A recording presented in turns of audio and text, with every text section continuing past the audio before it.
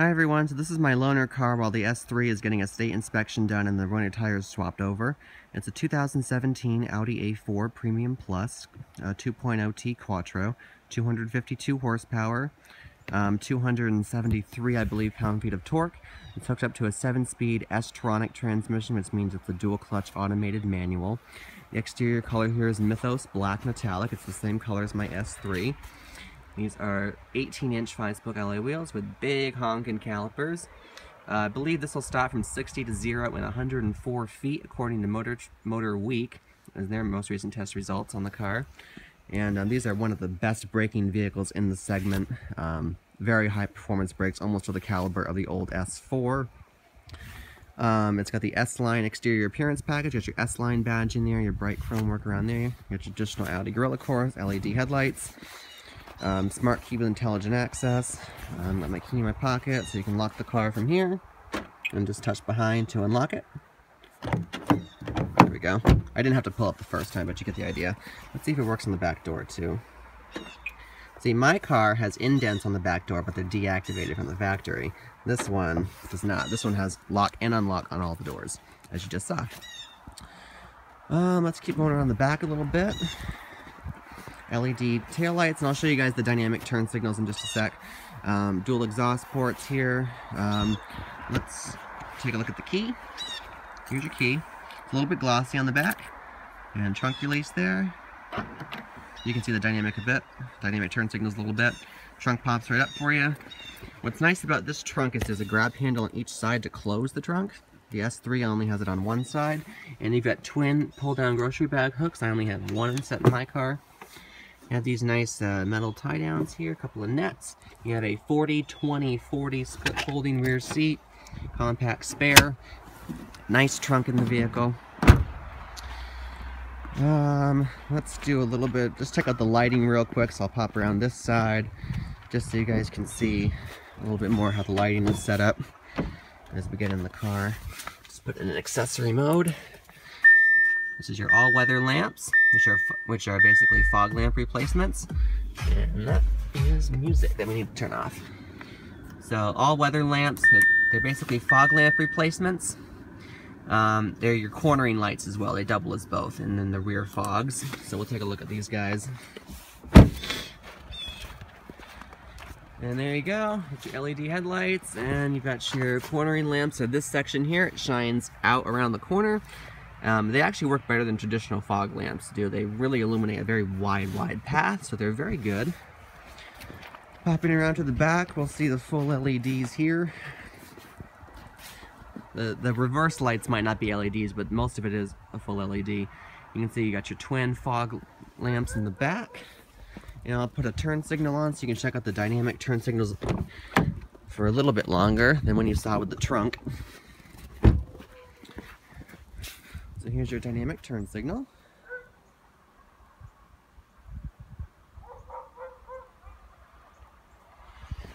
The front is not dynamic. The front is a traditional solid beam that mimics the one in the mirror.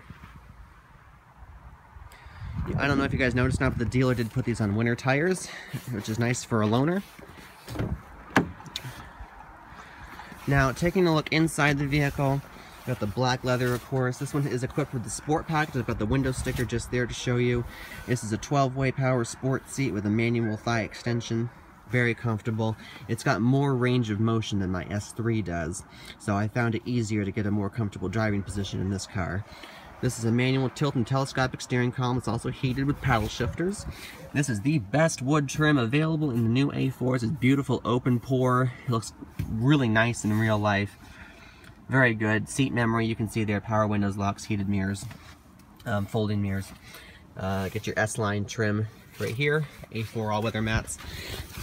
Go ahead and cut these guys off. You can see this has the Audi virtual cockpit, which is wonderful. I thought I was going to hate this because I'm so sick of everybody putting a screen on everything and calling it fancy.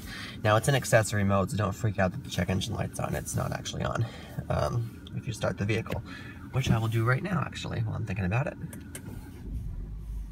You can see the refresh rate on this screen is absolutely beautiful. There's no jerkiness with the needle. It's very smooth. The screen is just beautifully rendered, incredibly high resolution. I really like it a whole bunch. I'm gonna buckle up so the car doesn't start beeping at me again and getting angry. Nothing wrong with safety. The screen itself is quite easy to control. You've got your main menu functions here. These scroll between trip, media, phone, and nav, as you can see here. We can scroll, and I'll make sure it's not zoomed into my home address here. You can zoom, zoom, zoom, zoom, zoom out to the entire planet. So when you're driving your Audi A4 spaceship, you can select what planet to go with. You can't really select the planet, but you get what I mean. So there's that. The logic behind it is, then we've got two of these guys, which mimic the two controls for the main MMI. So if I hit view, I can toggle between small gauges and big gauges for the analog setup. If this was an S4, there would be a third option to have a tachometer in the middle with a digital speed readout. But if I minimize these guys, you can see if you delve into the menus, there's this little plus and minus. Those are the plus and minuses, or whatever you want to call it, that correspond on this, so this corner of the button brings you more info, toggling back and forth. If I go over here to nav, you can see there's one on each side. Now there's a menu, it looks like a list and a plus. If I hit the plus, there's some more options there. Over here, there's your options over there. And then this is just your back button. If you were to be in a menu, for example, you hit back, just regular old back. Scroll, push to select, paddle shift, as you can see here. Telephone, while this is your voice command.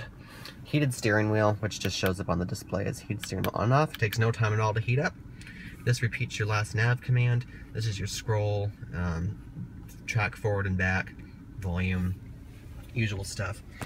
Shifter's electronic.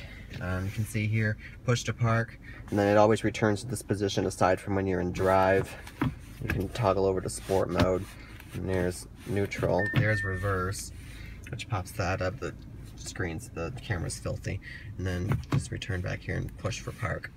That goes into park. Electronic e-brake. MMI is the refresh version. I'll hit the main menu button. This is your main scrolling.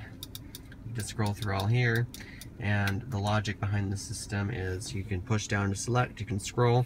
This is also a touchpad, and again, these two buttons correspond with any option you see on this side of the screen. Very easy to use. You can flick back and forth from nav, telephone, radio, media. Use your presets. A beautiful thing about the presets is they're touch sensitive, so you just glide your finger over it so you can see what your preset is before you actually click the button. Same thing with these guys. There's a little bit more that shows up. You just slide your finger over it and there's all your options. Heated seats. If this had the warm weather package, these would be the cooled seats. Temp obviously is right here. Defrost, recirc. This right here is where you can scroll through all the different vent positions to override it. Then just, if you want to get out of all of them, just push this for auto. It goes back to auto for everything. There's your AC options. You can see your fan options. You can sync all the zones through this. You can sync all the zones through this control. You can set the rear from here. And that's, see how it says rear now in this button? So you can control the rear climate, which is also back here, you can see, with your seat heaters on each side. And can change, you can actually turn the rear passenger's heated seat on and off, which is kind of funny, from up here. And then I can just go back here, change it to 3 zones separate, or sync all the zones together. And this is just the same thing on this side. Hazards there, your long vent there. Nice, almost frameless mirror here. Here's all your controls for up here. Got your home link, sunroof controls. It's a standard size sunroof, Quattro badge. Here's the window sticker. You can see it's Mythos black, just like my car is. It's got the Premium Plus package, technology package, sport package, cold weather package, and the absolutely worth it natural gray oak wood inlays. I mean, look at this. This is just, it's really, really nice. It's hard to describe if you don't see it. This is the usual Volkswagen and Audi. Slide and set your height. This has Apple CarPlay and Android Auto, forgot to mention. I think it has Android Auto. No, it has Apple CarPlay. 2 USB there. The Audi proprietary cable is gone. You also have a traditional aux import. In the glove box, you've got your SIM card and 2 SD card slots. I also forgot to mention. Auto start stop. You can feel it kick in. It's not intrusive too bad. It's livable. It's not the worst system I've felt, but it's pretty smooth. In terms of how the car drives, I've driven the new C-Class. I've driven the new, not the new, but I've driven a 4 Series Grand Coupe. This is, I mean, I know I'm biased towards Audis, but this is absolutely my favorite of the group. Ooh, that steering wheel is nice and warm already. It's very smooth. It's definitely, I think it's the quietest of the group. The transmission is definitely the best. It's not as aggressive as the S transmission in my car, but it's still a dual clutch Audi transmission, so it's really good when you put it in S dynamic manual mode. It's very pleasant to drive. The steering is I don't know if I mentioned this before, but the steering wheel is a little goofy on center, like it's trying to tug you towards the center. It's not bad, just something I happen to notice. Might have something to do with the winter tires. Again, it's not the stock rubber. But overall, very pleased with the ride quality and the handling. It's very adept. It's got a beautiful Bang & Olufsen 19-speaker sound system. This does sound better than the system that's in my S3. No question. That's not to say the system in my car is bad. This one is just noticeably better. Whew, I'm running out of breath. Okay, back seat. Bonus points if you're still with me. I know this is a long video, but I like to get in lots of detail. I can sit behind myself just fine. Now I know it looks very cramped, but you can see how much more reclined I have the driver's seat than a relatively normal person would have it. I like to just sink back in the seat. I know it probably makes me look a bit like a douche, but it's comfortable for me. And I feel like I'm sitting down low in the cockpit, and I like to have the car feel like it's enveloping me a little bit more. So that's just how I like to sit in the car. Whatever. You can see your controls here, like I showed you earlier, for your heated seats and everything. And this is your nice armrest. Again, just as solid as can be. Volkswagen Audi build quality is awesome. Cup holders extend here, and then you can take this here and flick it down. So that's how you get your 40-20-40 split folding seats. You got your LEDs back here. I hope I'm not forgetting anything, but my quick take on the new Audi A4. It's an awesome car. I can't wait for the S4 to come out. I would definitely get an S4 based on how much I absolutely love to drive this car, how beautifully it's made.